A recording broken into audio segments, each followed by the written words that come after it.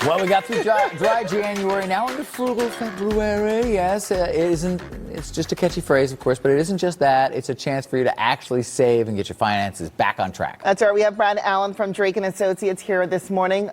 You have some great tips to help us improve our financial health. Good morning. How are you? I'm good. How are you? Good. So what is Frugal February? Let's just kind of break it down and why it's becoming so popular. Well, there's such a holiday spending hangover in January. You know, you're trying to come up with your goals for the year, those kind of things. But February is a good month to kind of sit down and figure out, okay, what did I spend last year during the holidays? What does it look like? How's my budget looking? All those things. And then just figure out what you want to do. Come up with a game plan for this year. All right. And for a lot of folks, March is a 3-paycheck month. So it's a good time to get things organized. That's right. And then bang, bang, bang. Let's get this done.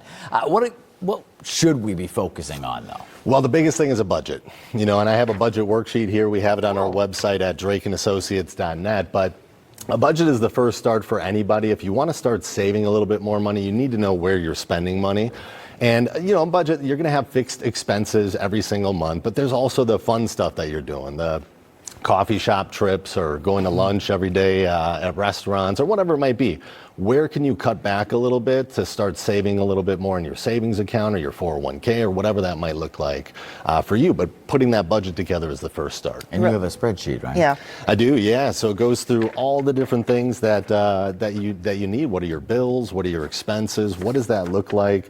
Do you have a gym membership? Do you have 40 different apps that you're paying for when you only use 4 of them? So, you know, putting all that on paper. Seeing it like this makes a difference because then you realize how frivolous some things are and how much it adds up in each category. Like, do I really need this? Yeah, we did it last year at home, and we had all these apps that we would watch TV on and all these things, and we weren't using them. So why are we paying for it? There you go. So just a good way to see what you're paying for, and then how do you make cuts along the way. Okay. All right. Get it out in front of you. Yeah. That's right. So what about the savings? What can we do with our savings? Kind of help save and stretch it even? Well, it depends what season of life you're in. So the way I look at savings is when you're early on, 20s, 30s, 40s, even 50s, you want to have a savings account, an emergency fund, just in case something comes up. It said that 57% of Americans don't have $1,000 if an emergency came up. Oh, wow.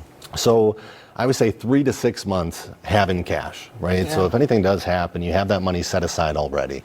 If you do have that, then I would start looking at how much can I put into my 401k, or do I have a Roth IRA or traditional, or what does that look like for later on down the road? A lot of people need to put themselves on the budget. Right? You need to pay yourself first as well. You need to pay for your future. A lot of people make all these payments to all these different places, but they don't put money in their 401k or those kind of things for the future. What's the old saying? Pay yourself first, right? Yes. That's right. Yeah, that makes sense. So let's talk motivation. Back in January, the motivation to stay dry was you were feeling good, your head was on straight, you were losing weight. How do we stay motivated to save money in February?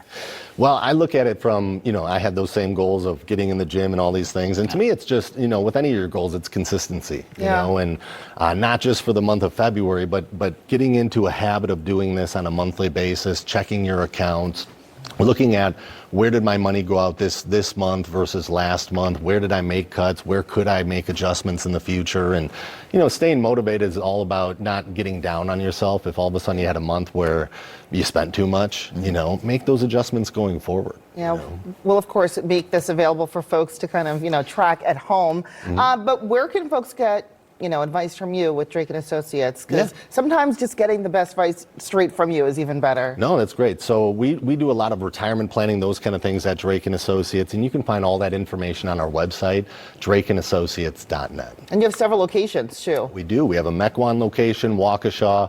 Anybody up in Grand Rapids that's watching today, Michigan, you have a location there. There you go. But yeah, I mean, on our website, we have a lot of materials on how to retire safely, those things. And we teach a lot of classes around the area, which is all on that website. That's key. I mean, as you know, a lot of folks, you know, as you get older in life, you don't want to wait till you get too old and you're like, I didn't make these moves when I was younger that could have saved me a whole lot. Well, I don't know if you guys heard, there's an election coming up later this year, so that can make the market go a little crazy. People are a little worried about it. So, you know, just getting a check-in of where you're at is always a good thing. Even if all you do is go in and say, yeah, I'm doing great, then take the time to go in and check in on yourself money-wise. Thanks, Brad. Thank you.